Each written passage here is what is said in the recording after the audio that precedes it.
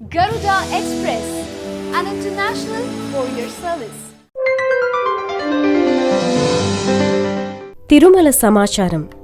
ఈరోజు 25/3/2017 ఉదయం 5 గంటల సమయానికి శ్రీవారి సర్వదర్శనం కోసం 13 కంపార్ట్మెంట్లలో భక్తులు వేచి ఉన్నారు.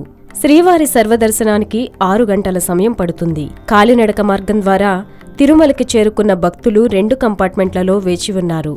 కాలినడక మార్గం ద్వారా తిరుమలకి చేరుకున్న భక్తులకి 4 గంటల సమయం పడుతుంది. నిన్న మార్చి 24న 63,780 మంది భక్తులకి స్వామివారి దర్శన భాగ్యం కలిగింది. నిన్న 35,589 మంది భక్తులు స్వామివారికి తలనీలాలు సమర్పించి మొక్కు చెల్లించుకున్నారు.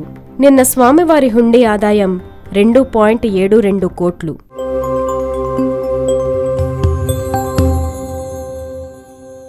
హాయ్ యోయో వ్యూవర్స్, సబ్స్క్రైబ్ చేసేటప్పుడు అక్కడ ఉండే గంట సింబల్ను ప్రెస్ చేయడం మర్చిపోవద్దు.